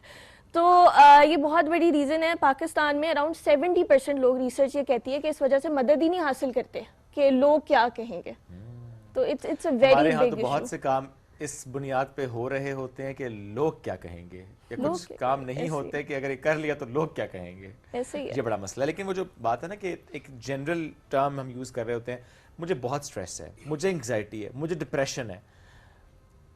ठीक है भी, मैं ये नहीं कह रहा नहीं है, बट माई पॉइंट इज़ कि हमने इसको समझे बगैर सवार भी तो कर लिया है कि डिप्रेशन को हमें नहीं अंडरस्टैंडिंग कि डिप्रेशन क्या है, बस हमने सिर्फ अगर हम लो फील कर रहे होते हैं हम कहते हैं हमें डिप्रेशन है। यस। अच्छा, सोशल मीडिया ने ना कुछ टाइम से हमें ज़्यादा ही आगाह कर दिया है। जिस तरह सोशल मीडिया पे बार बार बात हो रही होती है डिप्रेशन, बहुत अच्छी बात है, लेकिन हम अब ट्रॉमा भी एक नई टर्म है जो जेनजी बहुत यूज़ करती है। कोई भी चीज़ हो जी, आई एम ट्रॉमाटाइज्ड फ्रॉम दिस, हाँ, trauma does not work like this. इसी तरह हमारा साइकोलॉजी में डायग्नोस्टिक मैनुअल होता है। जिस तरह डॉक्टर्स भी कहीं ना कहीं से सिम्टम्स देखते हैं, हम DSM से देखते हैं, उसको diagnostic and statistical manual of psychological disorders कहते हैं। तो उसके अंदर डिप्रेशन का प्रॉपर क्राइटेरिया है, उसके 9 सिम्टम्स हैं, उसमें से आपको 5 होंगे तब आपको डिप्रेशन होगी, एंड फॉर एटलीस्ट 2 वीक्स। वो आपका एक प्रॉपर क्राइटेरिया। ये नहीं है कि एक दिन आप घंटे के लिए परेशान हुए तो आपने कहना शुरू कर दिया जी मुझे तो डिप्रेशन। अच्छा, अगर 2 हफ्ते तक मुसलसल आप परेशान रहे हैं तो वो हो सकता है डिप्रेशन हो सकता है। उसमें से 9 में से 5 सिम्टम्स आपके पूरे होने चाहिए। तो वो जब तक आप किसी माहिर नफ्सियात के पास नहीं जाते, डायग्नोस नहीं करवाते, असेसमेंट नहीं करवाते, आप ये नहीं कह सकते कि मुझे डिप्रेशन हो रही है। इसी तरह स्ट्रेस है, 1 घंटे के लिए 5 मिनट के लिए आप परेशान हो गए, हम कहते हैं जी एंग्जाइटी होने लग गई है। तो एंग्जाइटी और स्ट्रेस में भी बहुत अच्छा, पेपर्स में भी जिस तरह लोग कहते हैं जी हमें स्ट्रेस हो रहा है, there is positive and negative stress. Positive stress ये थोड़ी सी टेंशन होगी हम पढ़ लेंगे, नेगेटिव वो जब वो प्रोलॉन्ग कर जाती है आपकी डेली फंक्शनैलिटी में, उसकी वजह से इश्यूज आना शुरू हो जाते हैं। तो ये ऐसी चीजें जिसकी तफरीक शायद हमें इतनी पता नहीं है, तो हम लेमैन टर्म्स में उसको फिर कुछ भी बोलते हैं, और उसकी वजह से जो वाकई लोग सफर कर रहे हैं, जब वाकई कोई कहता है मैं डिप्रेशन है तो हम समझते हैं कुछ नहीं होता, बस पॉजिटिव सोचो, but that does not work like that. बात आपकी बिल्कुल ठीक है कि वाकई कुछ टर्म्स हमने बिल्कुल आम कर दिए। जिस तरह हम OCD की बात करते हैं, तो यस, ओह गॉड, एक्चुअली जो लोग OCD का शिकार हैं, मैं जब कुछ लोगों को देखने का मतलब एक इत्तेफाक हुआ है, उनको जब आप देखते हैं तो देन यू रियलाइज़ कि OCD क्या होता है। हमें अगर क्लीननेस के थोड़ा सा है कि हम सफाई पसंद हैं, जो कि होना भी चाहिए, कि आपको हर चीज़ ऑर्गेनाइज चाहिए, हर कोई डिफरेंट लोग होते हैं। अब वो जिस तरह मैं, हो सकता है कि मुझे हर चीज़ ऑर्गेनाइज पसंद है, किसी दूसरे को ना हो, और हर चीज़ जो है वो मुझे तरतीब में रखने की आदत है, तो इट्स परफेक्टली फाइन। ये आपको सफाई की आदत है एंड और आप ऑर्गेनाइज पर्सन हैं। OCD ये एक ऐसी बीमारी है जिससे अल्लाह वैसे हर बीमारी से सबको महफूज रखे और इस बीमारी से भी महफूज रखे। तो वाकई कुछ बीमारियां जो आपको नहीं होती उनको फैशन नहीं बना लेना चाहिए कि अच्छा ये चीज़ चल रही है तो हम भी इसके उसमें आ जाएं। लेकिन एट द सेम टाइम एक चीज़ मुझे ये पॉजिटिव ये लगती है कि कम से कम हम फीलिंग्स को समझ रहे हैं, अपनी हम वैलिडेट कर रहे हैं।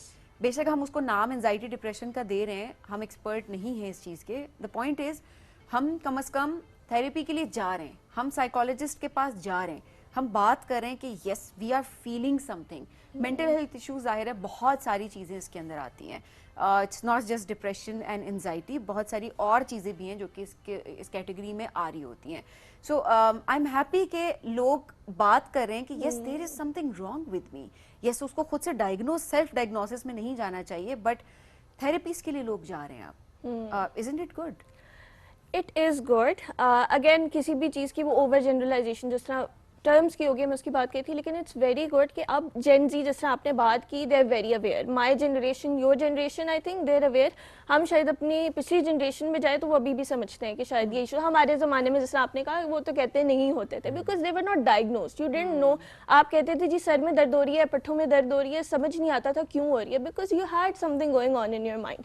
तो अब की जनरेशन इस चीज़ को समझ रही है, लेकिन वो अभी भी बैरियर है क्योंकि पिछली जनरेशन जो हमारे पेरेंट्स हैं, बहुत से ऐसे घराने हैं जहाँ पे बच्चे अभी भी नहीं जा सकते समझने के बावजूद, जिसकी वजह से ऑनलाइन थेरेपी आजकल बहुत यूजफुल है, ऑनलाइन कंसल्टेशन। और जिस तरह हमारा भी प्लेटफॉर्म है तो हम स्टूडेंट्स को काफ़ी डिस्काउंट ऑफर करते हैं बिकॉज वी नो कि they can not afford and they can not ask for money from their parents.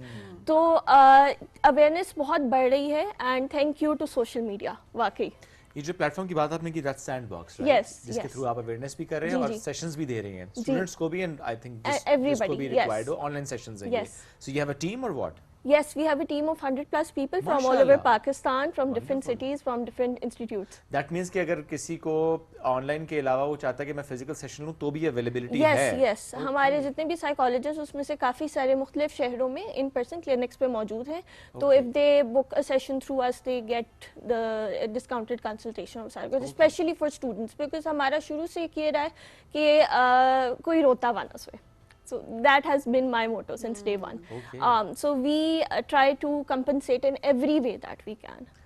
अच्छा, ऐसे में चूँकि स्टिल हम इसमें देखते हैं कि नहीं जाते हम लोग थेरेपी करवाने के लिए, somehow हमें लगता है कि हमें खुद कर लेना चाहिए, बिकॉज हम सोच रहे थे कि अच्छा क्यों जाएं थेरेपी के लिए, we should be strong enough कि हम खुद डील करें, बट ज़रा वी आर नॉट प्रोफेशनल, हम नहीं कर सकते। अपने आप में ये अंडरस्टैंडिंग को पैदा करना या अपने आप को एडमिट करवाना, और अपने फॉर एग्जांपल अपने आप फैमिली में तो अपने स्पाउस को या किसी भी रिश्ते में आप हैं उसको ये अंडरस्टैंड करवाना कि नहीं वी नीड, और मे बी यू नीड, और maybe I need that therapy, और let's support each other to get that therapy. ये कितना ज़रूरी है? बहुत ज़रूरी है। और जिस तरह मैं इसमें फ़िज़िकल हेल्थ की एग्जांपल दूंगी, अभी आपने एक और बात भी की थी कि फ़िज़िकल हेल्थ के लिए भी हम बड़ा सोच के जाते हैं। कभी कल भी मैं किसी से मिली तो कह रही थी मुझे 6 दिन बुखार रहा, फिर मुझे थोड़ा फील हुआ कि ठीक नहीं हो रहा, then I went to the doctor. So physical health का हमारा ये हाल है, मेंटल हेल्थ तो फिर हमारे लिए बिल्कुल एंड पर आती है। डॉक्टर को पैसे देने से पहले हम इतनी दफ़ा सोचते हैं, माहिर नफ्सियात को देने से पहले तो वी थिंक अ लॉट। तो ये चीज़ स्पेशली अब आके अवेयरनेस की वजह से इट्स गेटिंग बेटर, लेकिन अपने इर्द गिर्द के लोगों को समझाना, उससे पहले खुद को समझाना ज़्यादा ज़रूरी है कि मुझे थेरेपी की ज़रूरत है। तो मैं इसमें हमेशा एक एग्जांपल देती हूँ कि जैसे आप किसी रेस में भाग रहे हो और आपने एक बहुत भारी बस्ता उठाया हुआ है, तो आप रेस में भागते भागते एक पॉइंट पे थक जाएंगे, और as compare to somebody who does not have that baggage, baggage उतारें, हाँ वो बैगेज उतारें ताकि आप जिंदगी की रेस में चलें, भाग नहीं सकें तो एटलीस्ट चल सकें, अपने लिए आप सुकून पैदा करें। तो खुद थेरेपी लेना भी अगेन फिजिकल हेल्थ पे आपके इफेक्ट आता है, क्योंकि हम लोग फिजिकल हेल्थ को इंपॉर्टेंट समझते हैं। इसलिए मैं एग्जांपल दूंगी कि मेंटल हेल्थ खराब होगी तो वही बात है, आपके सर में दर्द होगी, आपके कंधों में दर्द होगी, समझ नहीं आएगा मेडिकल रीजन क्या है, तो it eventually comes all back to your physical health. मैंने एंजाइटी के कुछ पेशेंट्स देखे हैं जिनको प्रॉपर वो खाना नहीं खा सकते थे, डिप्रेशन के कुछ पेशेंट्स देखे जो खाना नहीं खा सकते थे, वो मतलब जब जैसे ही खाना खाते थे उनको वॉमिट हो जाती थी, ये बाकी मैंने पीले पड़ जाते थे। और डिप्रेशन के ज़्यादातर पेशेंट्स हुए, मैं अपनी फैमिली में मैंने कुछ ऐसी एक्सपीरियंस की चीज़, उनको देखकर शक्ल से पता लगता था कि उनको डिप्रेशन है। कोई बाहर से बंदा आके कहे तो होता था कि डिप्रेशन, क्यों? क्योंकि रंग पीला पड़ा होता था, नहा नहीं सकते, बेड से उठने का दिल नहीं करता, उल्टी आती है, कुछ खाते हैं तो हल्के से नीचे नहीं ये जाता। भी तो हम सिर्फ ये बातें बता रहे हैं, ये वो एक्सट्रीम सिम्टम्स हैं जो सामने हैं। अगर कोई डिफरेंटली एक्ट कर रहा है डजंट मीन कि उसको डिप्रेशन नहीं है, वो ऑब्वियसली एक्सपर्ट के पास जाना बहुत हमारे यहाँ एक और चीज़ है, जब तक हम दिखा नहीं देते ना फिजिकली हमें कोई मसला, मैं घर जाके आप घर जाके कहें कि मुझे परेशानी हो रही है, मुझे डिप्रेशन हो रहा है, nobody would take you seriously until you fall on the floor, आप बेहोश हो जाएं, तब वो आपको डॉक्टर के पास लेके जाएंगे। Very true. अच्छा, ऐसे में फॉर एग्जांपल किसी को नींद नहीं आती, या हम देखते हैं कि उसके पैटर्न्स चेंज हो रहे हैं और सब हमें मालूम होता है कि क्या हुआ है। हो सकता है उसकी जॉब चली गई हो सकता है उसका कोई रिश्ता खत्म हो गया हो सकता है कोई उसने किसी को खोया हो अपने बहुत प्यारे को। अभी ऐसी चीजें होती हैं जिससे आप फॉर दैट पर्टिकुलर टाइम आप बहुत ज़्यादा डिस्टर्ब हो जाते हैं। क्या उसमें वक्त देना चाहिए कि चीज़ें ठीक हो जाएंगी, जो कि नॉर्मल हमारा नोशन है कि हम कहते हैं वक्त सबसे बड़ा मरहम होता है, with time it will heal, लेकिन कुछ लोग ये राय रखते हैं कि नहीं, चीज़ें ज़्यादा ख़राब हो रही हैं, ये मैनेज नहीं कर पा रही, तो ही और शी नीड्स प्रोफेशनल हेल्प, ताकि एज सुन एज पॉसिबल ये अपनी ज़िंदगी में वापस लौट आए। अच्छा, जब हम ऐसी हालत में होते हैं तो हमारे लिए खुद को मैनेज करना मुश्किल हो जाता है, और ऑफ कोर्स वक्त तो लगता है, ग्रीफ का एक पूरा पीरियड होता है, ग्रीफ की जो स्टेजेस हैं चाहिए उससे आप गुजरते हैं तब यू हील, लेकिन उसके साथ वही कहते हैं ना, आपका कोई कंधा होना चाहिए सहारा देने के लिए, तो दैट्स प्रोफेशनल हेल्प हेयर, जिसकी आपको ज़रूरत होती है to go through this period of grief, और आप चीज़ें मैनेज कर सकें, क्योंकि देखिए ना लोग अक्सर सेल्फ हार्म की तरफ भी चले जाते हैं, तो अगर वो खुद ही मैनेज करते रहे तो थिंग्स गेट डिफिकल्ट, वो अपने आप को नुकसान भी पहुंचा सकते हैं। ग्रीफ की स्टेजेस की बात आपने की, वो क्या स्टेजेस होती हैं? ग्रीफ की स्टेजेस होती हैं डिनाइल, उसके बाद एक्सेप्टेंस, सॉरी डिनाइल, एंगर, उसके अलावा bargaining and then acceptance and पे। पहले हम जो है वो डिनाइल होती है कि अब जिस तरह किसी की डेथ होती है तो हम कहते हैं ये तो हुआ ही नहीं है, ये अब जैसे आपने अक्सर सुना होगा किसी की डेथ होती है लोग कह रहे होते हैं ये तो जा ही नहीं सकता, कुछ नहीं हुआ। फिर एंगर की स्टेज आती है, हमें गुस्सा आता है कि अल्लाह मियां ji why me, why did you choose me for this. Bargaining के अच्छा चले कुछ कर दें सबने, एंड देन एंड पे हम जाके उस चीज को एक्सेप्ट करते हैं कि ये हो गया, and it takes a lot of time, you have to go through all of this stages. अच्छा मलाइका, थोड़ा सा मौजूद से हम हट जाएं, लेकिन क्या आपको लगता है कि आजकल चीज़ें इस अंदाज में चेंज इस जनरेशन ने की है, जेन ज़ी की मैं बात करता हूँ, बिकॉज देखिए हम सब ने चले जाना है, हमारा इस पर यकीन है। वो जो मैं ग्रीफ की बात कर रहा हूँ, क्योंकि हमें ये यकीन होना चाहिए ना कि अच्छा जो भी रिश्ता है, मैं हूँ, मेरे पेरेंट्स हैं, अल्लाह सबको मैं कहता हूँ कि भरपूर ज़िंदगी दे, क्योंकि जाना हम सब ने है। सो वो जो एक होता है, कुछ लोग हम ये देखते हैं कि किसी का फैमिली से चले जाना वो एक लॉन्गर ड्यूरेशन के लिए ग्रीफ की उसमें रहते हैं, जो आपने बात की, कोई डिनाइल लंबा हो जाता है किसी का, जिसकी वजह से आप खुद भी मुतासिर होते हैं और आपके जो बाकी जिंदा रिश्ते उस वक्त मौजूद हैं वो भी मुतासिर होते हैं। ठीक है, आपका एक रिश्ता चला गया, इसका मतलब ये नहीं है कि आपने बाकी तमाम रिश्तों को भी सफर करवाना है। वो जो चला गया उसने जाना था, उसका वक्त मुकर्रर था और आपको अंडरस्टैंडिंग होनी चाहिए कि भाई हमने भी चले जाना है एक दिन। हैव क्वालिटी ऑफ लाइफ, उस पर फोकस करें, जाना सब नहीं है। आपकी जनरेशन में देखता हूँ कि जैसे मेरी बेटी है, she is very comfortable in saying that Baba it's okay, it's alright, it's normal ना, सबने जाना है। तो मुझे उसकी बात अच्छी लगती है ये वाली, कि वो उस फेज में वो सोचती है कि इट्स नॉर्मल, ये हकीकत है। हमने नहीं अंडरस्टैंड किया, हमारी जनरेशन ने, हम बहुत ज्यादा डिस्टर्ब हो जाते हैं, सोच के भी डिस्टर्ब हो जाते हैं। आई थिंक आपकी जनरेशन या जो थोड़ी बड़ी जनरेशन है, they hold on two things a lot ना। हमारी जनरेशन, मुझे लगता है सोशल मीडिया पे भी स्वाइप राइट स्वाइप लेफ्ट का इतना जमाना है कि we just let go of friendships, of relationships. और इसी तरह ऑफ कोर्स फिर किसी की डेथ होती है तो वी रियलाइज कि अच्छा this is how life works. Yes, this should be like this, isn't it? I think yes, लेकिन हर चीज की एक वो भी बहुत नहीं, देखिए हमारा मजहब भी क्या बताता है कि अच्छा 3 दिन का सोग है ना, बिल्कुल आप सोग है उसका, दीन में भी यही है। आई थिंक कल्चरली भी ऐसा ही होना चाहिए और होता भी है समहाउ। लेकिन मैं कह रहा हूँ कुछ केस हम देखते हैं कि हम बहुत प्रोलॉन्ग करने की वजह से प्रोफेशनल भी हम अपनी चीजों को खराब करते हैं, अपने बाकी रिश्तों को भी खराब करते हैं। And this is where therapy comes in. Help, हाँ, इसमें थेरेपी आती है कि अगर ऐसी कोई चीज है तो आप, बेहतर ये है कि थेरेपी लें। बट जो इंसान उस प्रोसेस से गुजर रहा होता है, उस ग्रीफ से गुजर रहा होता है, मुझे लगता है कि उसको ये सारी चीजें ना समझ आ रही होती हैं। तो हमारी जिम्मेदारी है कि हम उसके लिए कुछ करें। इर्द गिर्द के लोग हैं जहां पर उनकी जिम्मेदारी आती है कि वो उस अंधेरे से उस शख्स को निकालें। ये बहुत इंपॉर्टेंट है, क्योंकि मुझे लगता है कि जब किसी का अपना चला जाता है तो उसको, मतलब वो उसको पता होता है कि वो किस प्रोसेस से गुजर रहा है। तो ये आई थिंक ये वाली चीज़ जो है, ये जो दुख है जिस तरह के हम, क्योंकि हम इंसान हैं, हम बहुत सारी चीज़ें प्रोसेस भी नहीं कर पा रहे होते। और सेकेंडली ये कि ये चीज़ें हमारे साथ चलती हैं। बेशक आप थेरेपी ले लेते हैं, आप उसको मैनेज करना सीखते हैं, बट वो ग्रीफ जो है वो आपके अंदर रहता है, चाहे वो एक्सेप्टेंस की फेज में ही क्यों ना हो, बट वो एक लॉन्ग लास्टिंग चीज़ है जो आपके साथ चलती है। और ऑब्वियसली वो लोग बहुत बेहतर अंडरस्टैंड कर पाते हैं जिनका कोई अपना चला जाता है और बहुत करीबी चला जाता है। But yes, this is very important कि जो इर्द गिर्द के लोग हैं वो उसमें हेल्प ज़रूर करें। और ये बहुत ज़रूरी है इस चीज़ में हेल्प करना, कि आप थेरेपी की तरफ उन लोगों को लेकर जाएं एम्पैथी के साथ। और शायद ये इसमें सभी ने एक बात हम ऐड करते हैं, हाँ, समटाइम्स ये होता है ना कि एक जवान मौत या एक सडन डेथ या एक तो होता है ना कि हमें पता होता है अच्छा एक एवरेज एज होती है, हमें पता होता है कि एवरेज टाइम आप बूढ़े होते हैं, आप दुनिया से चले जाते हैं। बट एक होता है कि जिस तरह अक्सर कहते हैं ना, वो जो सबसे छोटा जनाजा होता है वो सबसे भारी होता है। तो ज़ाहिर है जिस तरह की सिचुएशंस लोग फेस करते हैं वो ज़ाहिर वो वाकई फिर सिचुएशन ऐसी होती है कि वो मुश्किल होता है। लेट्स सपोज एक माँ वो जिंदगी भर के लिए माँ ने अपने बेटे का अगर जनाजा देख लिया है तो हाउ कैन यू से कि इट्स ओके, और उसमें नहीं कह सकते कि ठीक है। या एक औलाद ने अपने बाप या माँ का जनाजा देख लिया है, यू कैन नॉट से कि इट्स ओके, जिंदगी यही है, आगे बढ़ना है। ठीक है, आइडियली ऐसे ही होता है कि आपका मजहब भी कि सोग है, आगे बढ़ना है। At the same time it's very important कि आप उस ग्रीफ की स्टेजेस को पार करें, और उसमें बहुत टाइम लगता है। और एक्सेप्टेंस के बाद भी जो उस लास्ट फेज जो है, लास्ट स्टेज जो है ग्रीफ की एक्सेप्टेंस की, वो भी आपके अंदर रहती है। And it's okay to feel these things. आप जरूर इसको फील करें, आप जरूर इन स्टेजेस से गुजरें। मैंने वो लोग देखे हैं जो कि इस चीज़ में चले जाते हैं कि ठीक है, हो गई चीज़, लेट इट गो। अपेरेंटली वो ऐसे हैं इनसाइड, और आपके सबकॉन्शियस में कहीं ना कहीं वो चीज़ होती है और वो फ्रस्ट्रेशन की सूरत में आपके सामने आती है।